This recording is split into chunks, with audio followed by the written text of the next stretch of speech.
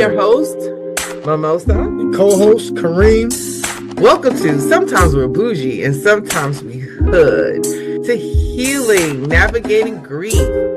It's a podcast dedicated to exploring the complex emotions of loss, the road to healing, and the strength found in remembrance.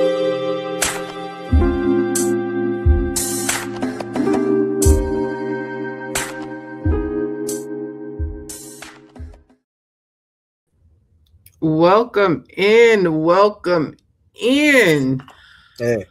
Hey, welcome to Sometimes We Bougie. Sometimes We Hood.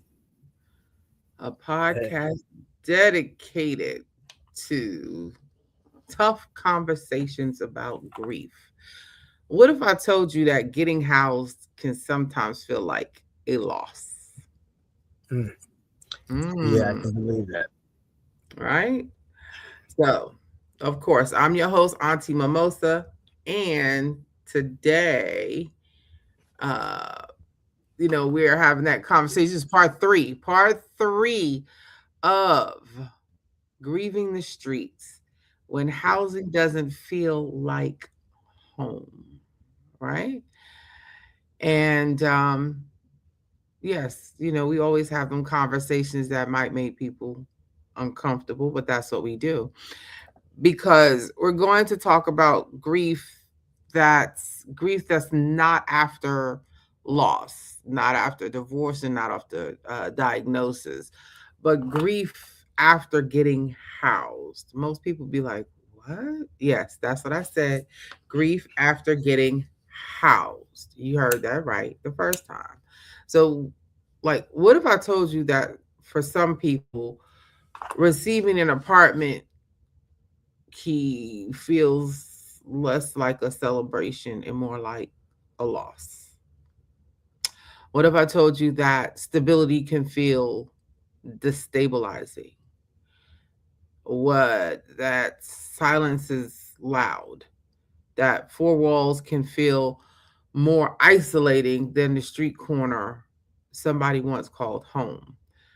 Today, we're talking about grief that no one prepares people for when they transition from homelessness into housing. Um, because housing is a structural solution, but a home, it's an emotional experience. And when someone has survived outside, but and built a community outside, found identity outside, created a routine outside, being placed inside can feel like displacement, you know, and we don't talk about it enough. We don't talk about um, the mental and emotional defeat that goes on inside an individual who's homeless and they finally become housed. We celebrate housing numbers, we track placements, we measure retention rates, but we don't always make space for the emotional transition. Mm. Here's what I know, both professionally and personally: grief is not just about loss. Grief is any significant change that alters your sense of safety, belonging, identity, or control. I'm going to say that again. Grief is any significant change that alters your sense of safety, belonging, identity, or control. So we've covered a lot, and this is like the third. I want to say this is the third. This is part three. But in this, like I said, we talked about homelessness, what it often creates. It creates community. It creates predictability. It creates a street family.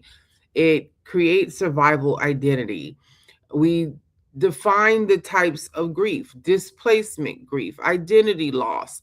We talked about survival grief, environmental grief, the core truth of housing solves a structural problem. We talked about understanding housing transition and what it means, like rapid rehousing placement. And basically, that's just designed to move people quickly from homelessness into permanent housing with short-term rental assistance. We talked about hotel vouchers. We talked about mandated program entries with case management, participation, curfews, sobriety requirements, employment engagement, and behavioral agreements. We talked about shelter to apartment transitions, and I think that's what we kind of stopped at, which we talked about, it's built into social interaction, shared meals routine, there's a staff presence, no one checks in daily, no one notices if you don't leave your hotel room, and there's no communal meals, like you're not eating with everybody. And we talked about housing with program compliances. Sometimes they feel like they might be doing something wrong. The inspections, it might be too much for them. Income verification.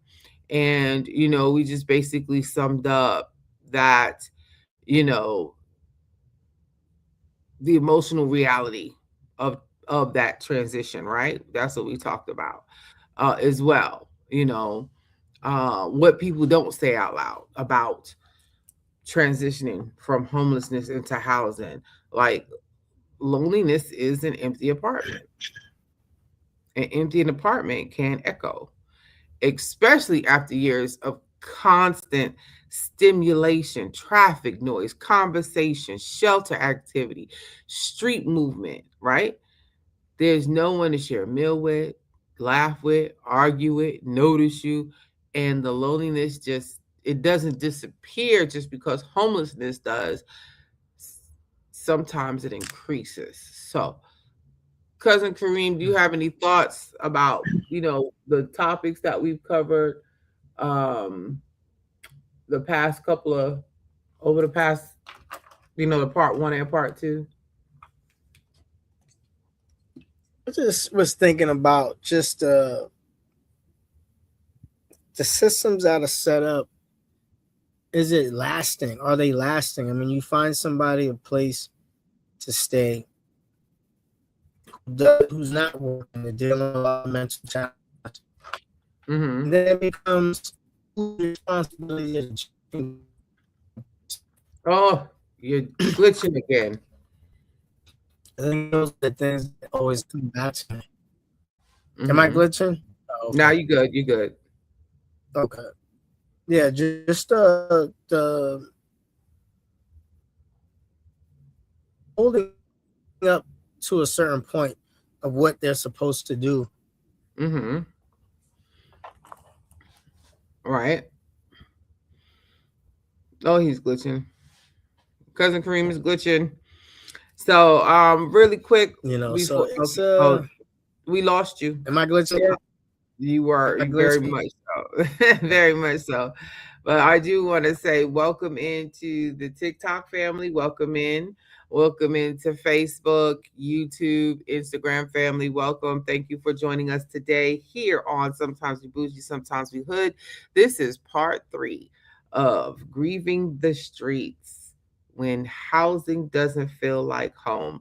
And the topic is when the homeless grieve being housed. And I was saying that most people think, oh, it's great. They got an apartment. They got a key. They off the streets. Woohoo, hand clap, yay.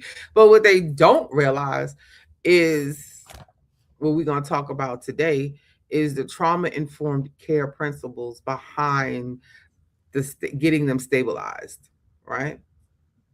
They don't, that's what we're going to talk about today. Yes, the difficult conversations, a conversation that make people uncomfortable when we're talking about grief. That's what we are. So, Cousin Kareem, you want to try to chime in one more time because you were glitching. Yeah, I was There just you go. saying it's just that's better. That's better. Yes, There we go. yes.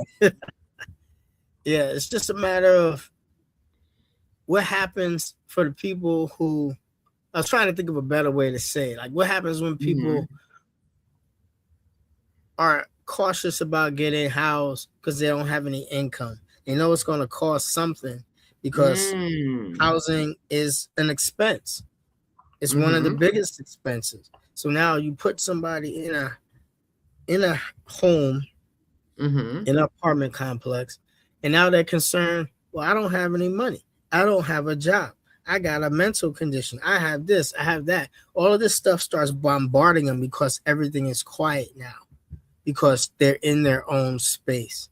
Mm-hmm. When they were out on the outskirts of a park or something like that, they always had their wits about them. But now that they're inside of their Mm-hmm. own unit, Mm-hmm. everything else becomes louder. All those other voices become louder. So now Right. you're not only dealing with the homeless portion, you're dealing with the mental struggle and Right. all the other issues that come up. All that stuff becomes louder. Mm-hmm. I was Now, just let me wondered tell about. you. Right. Let me tell you. So, as I've said and disclosed before, the reason I brought this conversation up is because I physically work, right? That is my profession. I'm a case manager and I work with individuals who are homeless who have recently become housed. Okay. Now, most people would think, oh, they, like I said, they're good. They have a key, they have a roof over their head, they have a bed, they have this. It's not that. It is not that simple. It is not that simple. I've been on the job for 4 weeks, for 1 month, but of course I don't count the 2 weeks of training. I've been in at work for full 2 weeks, right? In Yeah. that time, we, myself and the other case managers, other two case managers, and the property manager on the of the two buildings, we have had to hand people plastic gloves in a garbage can, not a garbage can, but a garbage bag, doubled, and tell them to take the amount of toilet paper they have put in the toilet, take that out the toilet, then flush the toilet, Hmm. your commode. We have had to teach them when you utilize the bathroom, you flush after each use. You cannot pile it full and then decide you want to flush it. It does not work that way. We've had to teach them how to use a microwave because they have no idea how to use a microwave. I have went into individuals' homes, into their homes to do a room check and found where they've made a pallet on the floor because they're still, even though they have a new bed, new mattress, new sheets, new comforter, new pillow. Guess where they sleep? On the floor. They take their stuff off the bed and put it on the floor. We've had to teach them how to use a washing machine and dryer. Why? Because they haven't had a washing machine or a dryer. They don't know anything about laundry pods and laundry detergent to wash their clothes. And you mentioned mental illness. That is a huge factor because the case managers that are critiquing them or preparing them for to come into housing, they're not getting to the core factor of whether or not this individual can actually maintain a stable home. I had a client throw a cutting board through a double paned window Thursday night. And when I arrived to work Friday morning, the window was broken. Mental health issue. She had an episode. No one, the society, they don't think about that. They don't think about in certain things, they don't think about how that silence, how that being in that room or in her apartment is affect how's it affecting her. The fact that she didn't doesn't know that she's supposed to flush the commode after each use. The fact that she doesn't know how to use her microwave. And she's not the only one. She doesn't know how to use a washing machine or dryer because she's been on the streets for 22 years. That's what we're talking about today. So we're going to move forward and talk about trauma informed care principles. And if you don't know what that is where we shift from awareness to practice. If we want housing to become a home for individuals that are homeless and homeless with mental illness and veterans, we must integrate trauma informed care. We have to put that into practice, okay? And it's not, we're going to talk about, safety is not just physical safety, it's emotional safety. Does the person feel respected? Are they being judged? Do they feel rushed? Are they threatened? Right? So, my badge, on my name badge, like on my work badge, I have the retractable thing to it, right? That holds my badge. And I specifically bought one that reads, "We listen and do not judge." And I tell them, what does my thing say? I'll show it to them. When we in a session and I'm doing an assessment. I says, what does it say? And they say, "We listen and we do not judge." I say, exactly. So you tell me what you want to tell me. You're grown. I cannot stop you. I do not pass judgment. If you drink, that's on you. If you utilize illegal substances, well, that's on you. Just know that your dealer cannot come on this property. You need to go around the corner to the park or go up to the corner, but they better not be on this property, right? So, and Yeah. with that, right. So, and because you're talking to adult, I'm not talking to children, I'm talking to adults. And there's nothing that I can say to them like, yeah, do I want them to stop drinking? Yes. Or abusing alcohol? Yes. Do I want them to stop utilizing illegal substances? Yes, I do. Yes, I do. I want that for them, but they have to want it for themselves, and there isn't anything that I can do about it except acknowledge the fact that they do it. They're adults, and tell them, listen, not on this. Don't have your person come on this property selling you anything. Go meet them around the corner. Go meet them up on the corner, but not on this property. I don't want to see nothing. I don't want to see nothing. But safety, let's go back to talking about safety. Safety includes explaining processes clearly. Like I said, I have to teach them how to use a commode, teach them how to use a microwave, normalizing emotional reactions, letting them know it's okay to feel happy, letting them know it's okay to feel secure and safe inside their new home, reducing surprises, giving them, and I mean talking and training them as if they are little, like they're children. No, reducing all kind of surprises and avoiding punitive language. Like, I don't point the finger or blame or what are you doing or any of that. Safety calms the nervous system, and the more we talk to them and educate them and teach them, the more the nervous system calms, the more they realize they are in a safe space, the more the nervous system calms. Cousin Kareem, what do you have to say to that? Yeah, I was about to ask you, like, how do they like the wait a minute. Give me a second. Like the safety in numbers. Safety in numbers. Like if they're Mm-hmm. around people with safety in numbers, and then all of a sudden now they're isolated in a place by themselves, the voices in their head get loud. Is it because the family members don't want to allow them back into the safe space of saying, hey, we can take you in, give you a room, or or is it just that they just don't want to be bothered with this person anymore? So, when it comes to safety in numbers, that's not always a good thing when it comes to the homeless population, because it's not always safety in numbers. There are things that happen to these individuals. They get beat up, they get robbed, the women get taken advantage of and assaulted. So, safety in numbers is not always a good thing in that population. That's number one. Number Okay. two, a lot of times when it comes to family members, and you have to remember, a lot of these individuals, like I said, they have mental health or they're using substances illegally. Okay.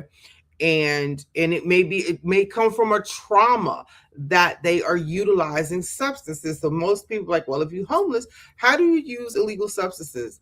Why do you think they're on the call and begging and asking for change with their, it's not always food they're after. It's not always food and clothing that they're after. And this is real. This is very, very real. So you have to think about the trauma they endured. Okay. Um, Yeah. young girls, and this is real, and we've seen this, like the movies even predict this, not predict this stuff, but showcase or tell stories about this. You may have the girls who are taken advantage of when they're young, and the mamas by the mama's boyfriend, and the mama gets upset and she kicks the daughter out the house, or the daughter doesn't understand her hormones and she meets this little boy, and they become intimate, and the daughter gets pregnant, mama kicks the daughter out the house. Okay, for boys, it could be a matter um of the same thing, same principle. They get taken advantage of by somebody in their family. They can't handle it. They leave the house and they don't have any, or they don't know how to survive, right? So they go to the streets. It could be a parent died. They were in foster care for some and they aged out. They don't know where to go. They don't know how to get a job. They don't know what to do. So they go to the streets because that's how they learn how to survive. And then when it comes to family, or they're a veteran, okay, they might be a veteran. They may not have the money. They may not be getting or receiving benefits because they have severe PTSD. So where do they go? They go to the streets. And there may be family members there to support them, but with those family members, they may be looking at the person the way they used to be, not realizing that they may have a mental health issue or a substance abuse issue, and they want to deal with that person and they don't know how to, because they think the person is normal. They think that Yeah. individual can do things the normal way, and they cannot. And then they have to want, especially when it comes to substance use, they have to want to get better. If they don't want to get better, family members don't know how to handle that. All it knows, oh, I don't want that in my house, and that would be that is I would be one of those. No, I don't want you in my house because you steal. Because people who use that, they will steal. Some of them will steal. Some of them will steal. I'm not saying all individuals that use substance will steal, but some of them will steal. Some of them will perform illegal activities in order to get illegal substances, so they can get their high. Okay, Yeah. and the family members don't know how to deal with that. They So want let me their ask you. normal person back. Yeah. So Mhm. like the getting high stuff, is it the escape of the getting high? I guess I used to ask that question. I was dating somebody who was in that field, and they were Mhm. like, "Oh, it's not that they're just trying to get high; it's that they're trying to escape their life." And I'm like, "Okay, so they're trying to escape their life, but what do they expect to come back to So at it the is an end? escape. It's an Getting high. escape from their trauma, whatever the trauma is. Everybody doesn't deal with trauma the same way. There's a scale. You know what I'm saying? There is a scale of how people deal with trauma. Um, Women deal with trauma very differently. It also depends on how they were raised. Were they raised to be strong? Were they raised to tough it out? You know what I'm saying? It's the environment. Are they in the hood? Are they in the suburbs? How do they deal with it? Did they suppress it? Did they, you know what I'm saying? It's just so many factors.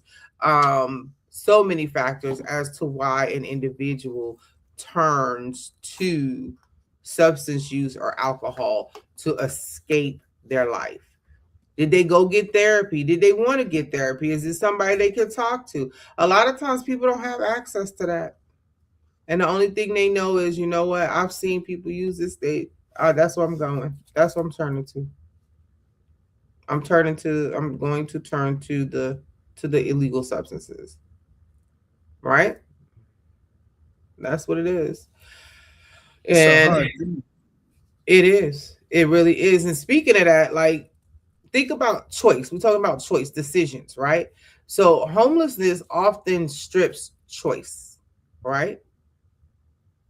And sometimes housing programs can unintentionally do the same thing. It could strip a person of their choice. Even small choices matter, like the choice in the neighborhood where you living at, a choice in appointment times, the choice in decorating, choice in service petition, the participation speed in the programs. And, you know, believe it or not, having the ability to choose what you would like to do, what you want to do. It restores dignity. Think about how freedom of choice is for us, right? Think about that. I love the fact that I can choose and do what I want to do. I make choices every day, all day. Choose to go over here, choose to go over here, what I choose to eat. And think about, someone who's homeless. They don't get to choose what they're going to eat, right? They look for what they can eat, what's edible, what's thrown away. They don't have a choice, really. Look, what choice? Yeah, they do have a choice. I'm a dumpster dive at McDonald's or I'm a dumpster dive at KFC. That's what I'm saying? Yeah, whatever's around. Yeah. Right. That's the choices that they have. And it's not like you can go to the it's not like they go into the grocery store to buy food. You know what I'm saying? They have to, yeah, they can go to food pantries. Okay, but a lot of times some of the food pantries and resources that they go to require they have to have an ID. They might have to have an address. They don't have some of them don't have that at all. So how are you going to get the resources if you don't have that? Okay. And then now you know how organizations and churches used to go to these homeless populations and feed them, make meals and hand out meals. Do you know in certain states the police will give you a ticket for that? For what? For trying Feeding to the homeless, assist. for feeding the homeless, for feeding the homeless. And Wow. and there is a law for like nonprofits that do that, but you could do it one time a year. Not one time a year, once a month. You could do it once a month as a nonprofit organization without being registered as a restaurant or like not having your serve safe certifications and things like that. You could do it once a month, only once a month. And there was a time where people were doing it, or nonprofit organizations, they were doing it on a continuous basis, but they can't do it now. They can only do it once a month. You can only go feed the homeless once a month, not unless you're a huge nonprofit, um, like here in Atlanta, they have the Hosea Feed the Hungry Foundation. Like that is huge. People donate canned goods to them. My employer, Hope Atlanta, people donate. They get food donations so they're able to feed homeless women that come in. They actually do programs with them. So yeah, that's what that is. You know what I'm saying? But yeah, a lot of cities have stopped nonprofit organizations from doing that. But when it comes to people who are homeless, living on the streets, that trauma, everybody is whatever they experienced in that life. Everyone is not built the same to handle that trauma. Everybody is not built the same way to not turn to alcohol or illegal drugs, right? So everybody's not built for that. So the next thing is it's about collaboration, right?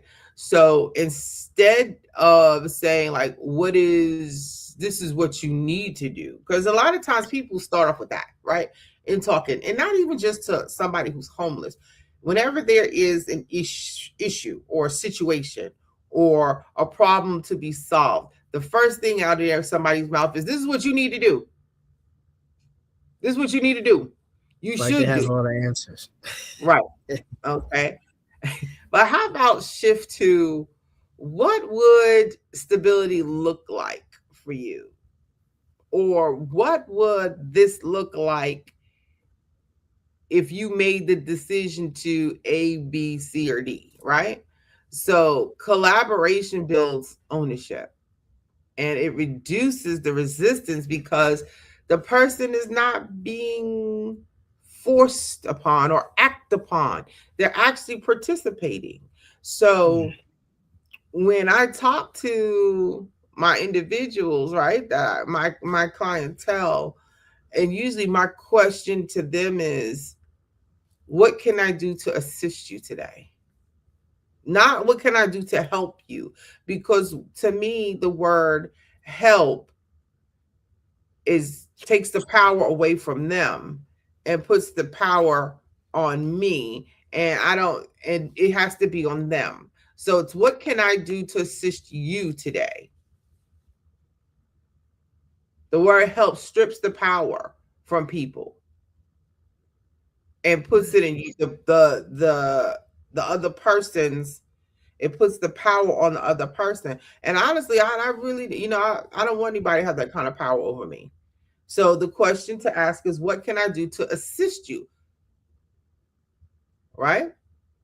And then when that builds trust, right? And many individuals experience homelessness, have experienced broken system, foster care, living in and out of shelters, you know, and trust builds through consistency, transparency, following through, clear communication. I'm gonna say that again, and that's not just with homeless people, okay, or that homeless population. That is with every single population and person out there. That's for me. That's for you, cousin Kareem, and anybody else who's listening. Trust is built through consistency, transparency, following through, and clear communication. That's what trust is built on. If rules change, explain why. If assistance has limits, explain that early. Predictability builds trust. So you remember back in the day, you used to hear people, my word is my bond. Yeah, Your yeah, word is your bond. That is the trust when it has to be built when it comes to that population, when it comes to homeless population, when it comes to mental health, when it comes to whoever, individuals with disabilities, when it comes to quote unquote normal people. Consistency, transparency, follow through, clear communication. If you can't do something, say you can't do it. If it's got to be altered or if it's going to take you longer, tell the person, hey, it's going to me. I have to do that all the time. And I'm very open, very transparent with my clients. They want food stamps. Okay. They want SNAP benefits. We're going to sit down, understand this is a process. Okay. The process is we sit here at this laptop. I'm going to get on. I have to create you an email address. We have to register. The application is very long online. Then once the application is submitted, I need these documents. So sometimes I tell them, go get these documents first. This is what I need you to get: your ID, your birth certificate. We need your proof of income letter. If you get income, I need your proof of housing stability. Just because I know they're in a home doesn't mean I can't put that in there. They need that. SNAP, the people at DFACS or Department of Social Service, they need that documentation. So I tell them, let's get this stuff first. Because once we get this, then we can move to the next, right? Then we can move to the next. So without that, I can't move. You know what I'm saying? yeah, Without those things, I cannot move forward with the application process, because then what takes place is that the application may be denied. So I need to gather everything first. So that's transparency. That's explaining the rules. That's explaining the steps. Oh, you need to file for disability so you can get an income. Okay, here we go. Let's get these documents together. Then understand there's a process. It may take 8 weeks. It may take 6 weeks. It might take 2 months before you receive your benefits, before you receive your benefits, before you receive your income, or a letter that says, hey, you are eligible for SNAP. You are eligible for disability. When we call to make doctor's appointments, when I call and try to find out information from Medicaid, Medicare about their insurance, I have to explain to them. They're not going to give it to me. I have to call, I have to dial the phone, because a lot of them don't know how to use a cell phone, and walk them through the process of how to ask about their health insurance if they have Medicaid or Medicare. And they trust me because I have been consistent in these last 2 weeks. I have been transparent. I follow through with them on everything that needs to be done. And I exercise clear communication with them. And the reason with that, now, right now, I have a small caseload. My caseload is only about 23, and I get it. Some case managers, some cannot eat, their caseload is much larger than mine. And mine, I actually reduced. Mine came down. I was at 80 at one point in time, but I made things happen for 80 people. Mm-hmm. Now I'm at 23. And these 23 are my 23 until either they get evicted or they move on or I move on. They're mine. They're mine. As I say, I have just gained 23 children. Okay, y'all. I just Jeez. gained okay. I just gained 23 children. That's how I You look at say it. children, but they could be adults. Yeah. They are adult. They are, but they're my children. You know what I'm saying? That's how I look at it. But they're mine. I'm the mother hen or the mother duck with 23 coming behind me that I'm trying to build to get them, like by the bird. I'm working on them to provide them resources to give them their wings. That's who I am. That's who I am to them. So, and that leads to the next segment, talking about empowerment, right? So, but before we talk about empowerment, what are your thoughts about that, cousin Kareem? Like, just imagine, like, and for you,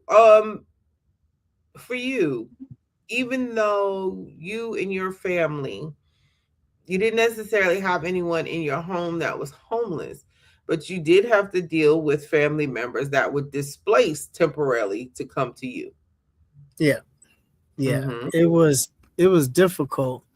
In a sense that I had a family. Well, my wife had a family member. Um, and she was dealing with two mentally challenged children. And when she moved into a nice place, 2-bedroom place, it was just a lot for her.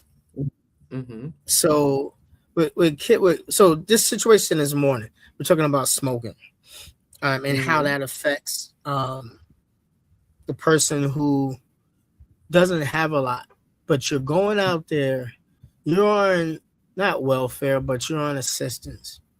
Mm-hmm. Is the difference, welfare and assistance. And then you now need to gain a pack of cigarettes. Out here, cigarettes are $10. I Mm-hmm. don't know how much they are out there, but you got The same or more. $10. You're Mm-hmm. spending this. You buying like literally.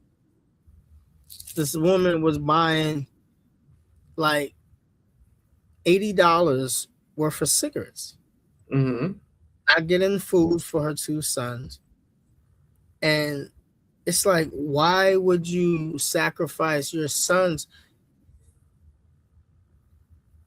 just getting natural food or any kind of food, Mm-hmm. rather go buy cigarettes? And then it came to a point where I'm talking to her, and she's buying all unnatural stuff, and I'm like, you can buy this and that, this and that. And she's like, Mm-hmm. but in her mind, she's just like, why would I do that? Like, it's Mm-hmm. still food. It's like food is, I guess what I'm saying, let me back up. Food is food, but when you know the bad food is going to cause bad things, is it Mm-hmm. really, you're saying, oh, food is food. No, it's not. Food is not food when you know that It's the food is, survival. yeah. It's survival. It's survival. It's the skills, survival skills. It's survival. Do they Yeah. know? It's like, do you know how to turn a fresh fruits and vegetables and fresh meats into a meal and make it last? Or is it about purchasing the processed stuff because it is faster and easier? Like, did you grow when you had your children little? Were they introduced to the fresh fruits and vegetables, or were they introduced to the process? And now that, they're adults, so to speak, or adult aged, I'm not going to say they're adults, they're adult age. because that's what it is, because the mentality was not adult, so they're adult age, and this is all they will eat. So this is the only thing I can utilize my SNAP benefits on, because this is the only thing they'll eat, and this is how they have to survive. Yeah, I think it's just when you get older, Mm-hmm. education doesn't stop. And if you don't educate yourself on what's better for you, what can assist you more, then Mm-hmm. you just stay in the same spot. And I think Right. that's what happens to a lot of homeschools. It's like I can just get this. All I know is this. So this is all I'm gonna get. I'm not gonna attempt to try to be the health czar, you know, and get whatever's the best thing possible. I'm just Right. gonna get what I can get. I know Wonder Bread, white bread is cheap. Mm-hmm. I know that it's gonna fill me up if I put some peanut butter and some jelly on it, or I put Right. a hot dog on it, even though Mm-hmm. it's gonna immediately turn to sugar. You know what I Right. mean? And I know I have diabetes, but what else am I supposed to eat? It's like I Look, don't know what else am I supposed to eat. And and then mm-hmm. you go through those steps, and then it's just like a retraining that has to happen. It's like you have to learn every day what to do. You have to continuously learn, but it seems that a lot of people just get in a point where they just stop wanting to learn. I Mm-hmm. think the the avenue of learning becomes too complicated, Mm. and they just stop wanting Well, to learn. I'm old enough now. I don't need to learn anymore. I'm good. Thank you. Have a okay. nice day. Right. Well, with that, let's talk, because that leads to the next subject of empowerment, right? Being empowered, being inspired, being motivated, right? So instead of framing clients as recipients of services, or individual as a recipient of a service being provided, like, frame them, or frame that individual as an expert on their own survival, right? They survived, they adapted, they navigated complex systems. That strength has to, that must be acknowledged, right? There must be there. And empowerment, that sounds like you already know how to survive because you lived on the streets all this time. Let's build on that, right? Let's build on it. That was your foundation. Your survival was your foundation. Okay. And it's time to build on that foundation to move you to the next level.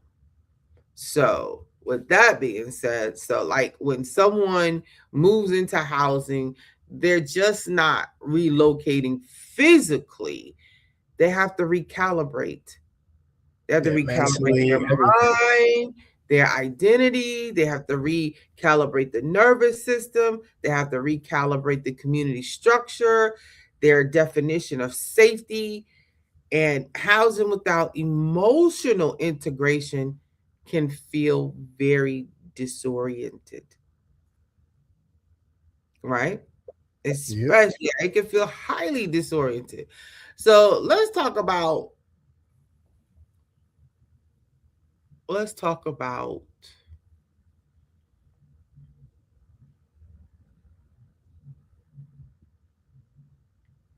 housing, like the grief, because I think we touched on this, just to kind of reiterate, like the five types of grief that, Yeah, go over that again. Go over that again. Bring that okay, so there's five types of grief in transition from homelessness to housing, right? So when somebody moves indoors from a tent city, from an encampment, people assume it's relief, right? But relief and grief can coexist. They coexist side by side, or together, intertwined. So there's grief for the community, right? Homelessness is isolating in many ways, one, but it's also communal, right? So it's loss of the street family. And the street family is not just companionship, it's survival based on bonding, right? The person who watches your belongings, the person who shares food, the person who checks in if you're breathing at night, the person who defends you when a conflict arises. Like those types of bonds are forged under pressure. They're intense and they're protective. So when someone gets housed and they often leave that community behind abruptly, there's no goodbye for them. There's no closure. There's no transition ritual. There's no going away party. You know what I'm saying? It's just distance. Like that person just disappears. And that type of loss can feel like abandonment. They can experience survivor's guilt, or they call survivor's remorse. They experience loneliness and emotional withdrawal. And Yeah, you they don't may, understand it. right. And you might even hear that, like I said, people say, oh, they might say, oh, you should be happy you have your own place. And they probably saying the same thing. I should be happy, but I miss them. And that's grief for the community, right? They're the loss of daily interaction on the streets and the shelters, like this consistent human proximity, conversations, conflict, laughter, noise, movement. Housing introduces solitude. It's sudden. It's like suddenly nobody's knocking, no one's calling your name, no one's sitting beside you or standing beside you. The nervous system is used to that constant engagement. Now it sits in stillness, it sits in quiet. And for some people, yeah, that feels peaceful. I'm one of those, right? I'm one of them people. Let me get behind my door, go inside, close the door. I am so good. But for others, that feels empty. It feels empty when there's nobody there, right? And so for the housing, like for the housing that I monitor, the individuals that I work with, it's like an apartment complex, okay, or an apartment building where all the even numbers on one side, all the odd numbers are on the other side of the hallway. There's a corridor. You know what I'm saying? There's two sides. Each side has about, I think it's 10 units. No, yeah, yeah, it's 10 units on each side of the building, right? And 3 floors. And even though it's only one person to a unit, okay? And I have to catch myself sometimes because I want to tell. I sometimes I'll call it a room. So I'll be like, okay, maybe no, it's their home. It's their unit. It's their apartment. It's a studio apartment. It's theirs, right? Yeah. So I have to catch myself sometimes, and I'll be like, oh my, I'll be like, what are you doing? What are you gonna? Are you gonna straighten up your room today? And I'll be like, your apartment, your unit. I'm coming around to do unit checks today. Because it is their home. Now, some of them, believe it or not, are very neat, very neat. Okay. You go in, nothing is out of place. Not one thing is out of place. And then I go into other units and I'm like, you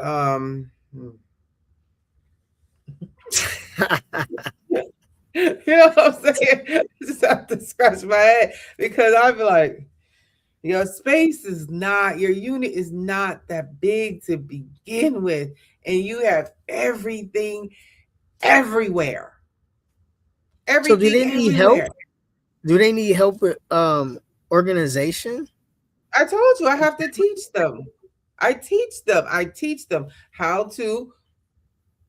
Everybody knows how to use a commode, but as far as expelling, but what they don't know is that they have to flush after every use. I have to go in and remind them and tell them. And I have to go through and say, hey, are you flushing after each use? Are you flushing after each use? I have to remind them, please do not continue to utilize the commode and fill it all the way up and then think you're going to flush the toilet and or the commode and it's all going to go down. Doesn't work that way.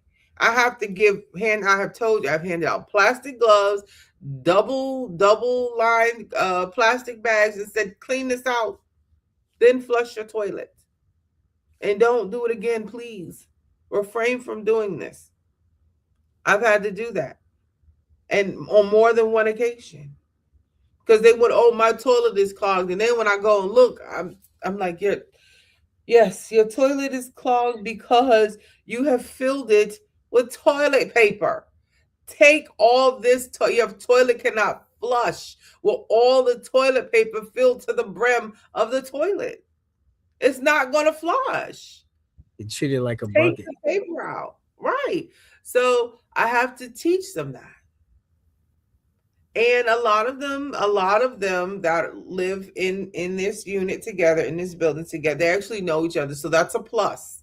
A lot of them know each other from being on the streets and in the shelters, so I'm glad many of them do know each other.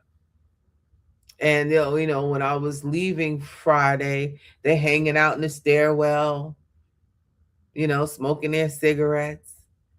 Yeah, it was nice. The weather here was beautiful. One guy had his music out.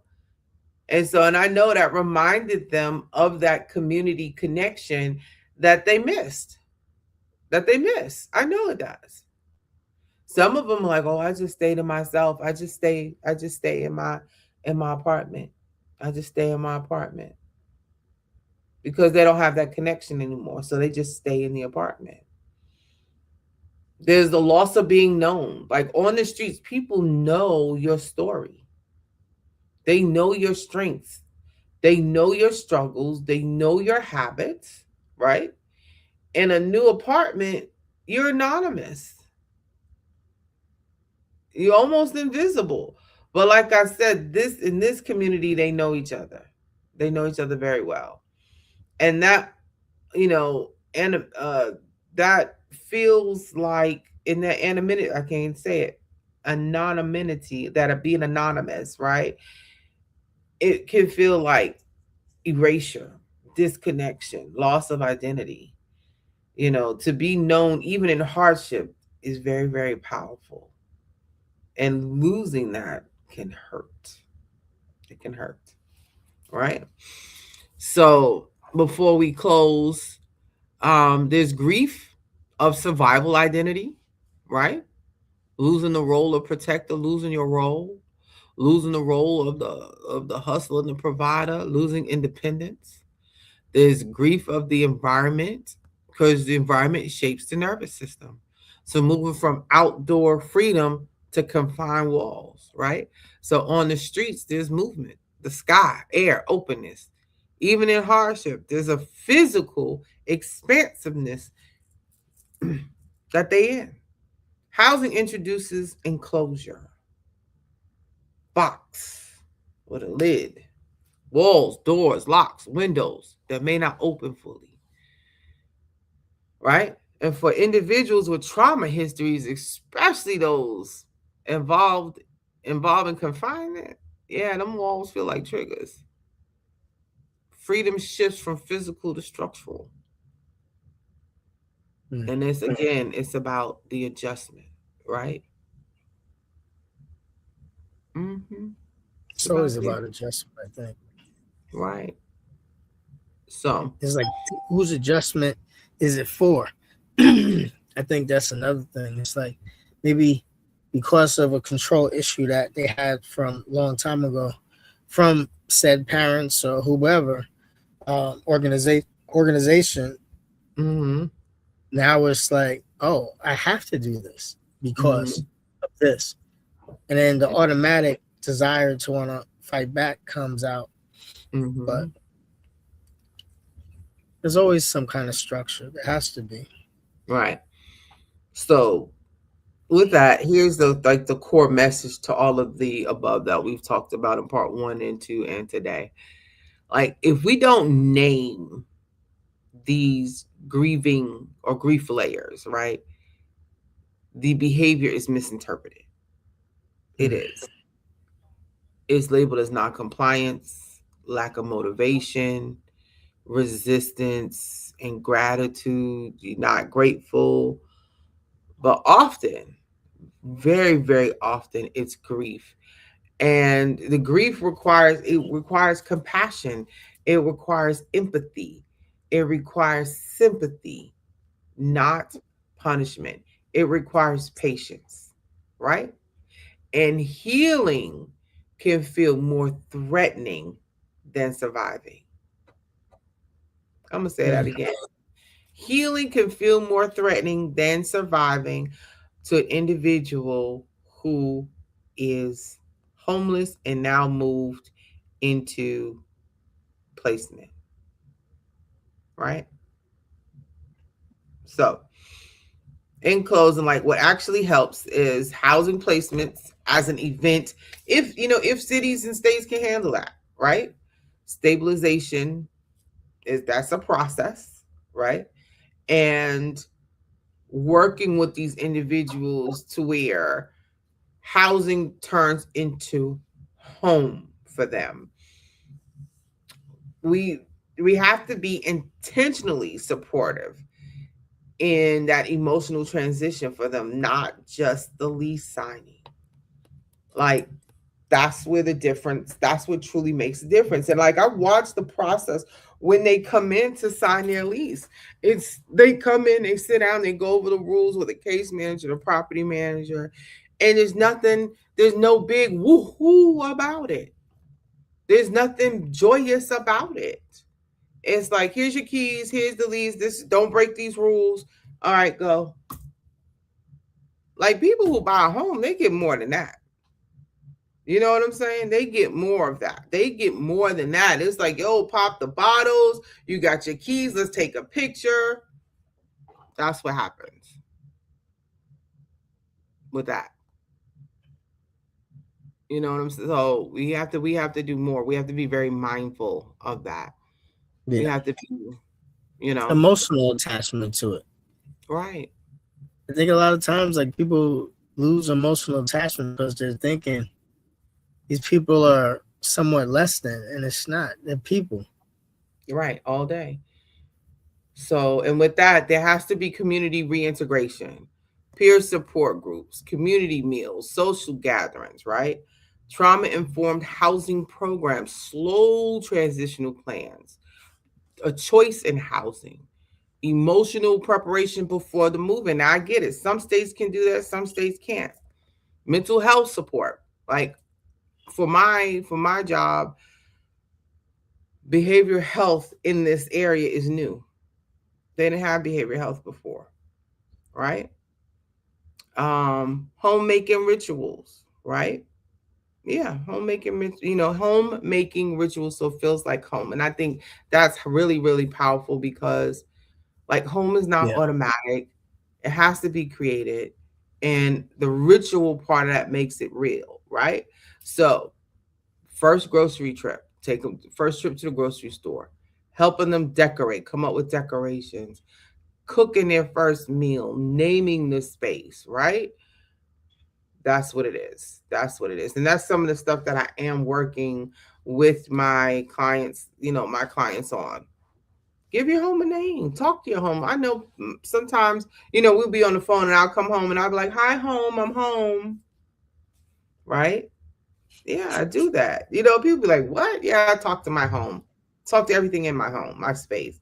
"Hi, home, I'm home." I talk to my plants, everything. So, but with that, definitely, if any case managers out there listening, anybody listening today to this, as we get ready to close this out, there are resources in your city, in your county, in your state to assist individuals with transitioning from being homeless into housing, right? The key is to definitely make sure that it is done correctly. And if not done correctly, then the support has to be there. The support has to be there if it's rushed. If they do rapid rehousing or rapid housing transition, the support has to be there, right? So, this has been part 3 of Grieving the Streets when housing doesn't feel like home. As we close today, um, I want to speak directly to the person sitting in an apartment that still doesn't feel like it's theirs, to the person who thought the key would fix everything, to the person who feels guilty for missing the streets, to the person who feels alone in a space they prayed for. I want you to hear this clearly. There's nothing wrong with you. You're not ungrateful. You are not broken. You are transitioning. And transition always carries grief. You could be thankful for housing and still grieve what you left behind. You can appreciate stability and still feel lonely in silence. And you could be indoors and still feel displaced. Housing is a structural solution. A home is an emotional experience. And emotional experience takes time. It takes time to build that. If you miss the street family, that doesn't mean you want homelessness back. It means you value connection. If the silence feels loud, it doesn't mean you are unstable. It means your nervous system is adjusting. If you feel pressure to succeed, to prove you deserve housing, to never struggle again, take a deep breath. You don't have to perform stability. You don't have to prove anything to anybody. You are allowed to adjust slowly. You are allowed to feel unfamiliar inside your own walls. You are allowed to grieve the version of you that survived outside. That version of you was strong, alert, protective, and resourceful. That version of you kept you alive. But now you are learning how to live. And that requires a different kind of strength. To the case managers, to the therapists, to the outreach workers, to the landlords trying to understand, and property managers. When someone struggles after getting housed, like, pause before calling it resistance. Ask yourself, what might they be grieving? Because sometimes it's not non-compliance, it's loss. Sometimes it's not failure, it's adjustment. And sometimes it's not ingratitude, it's loneliness. And when we respond with compassion instead of punishment, housing has a chance to become home. If you are newly housed and listening, start small.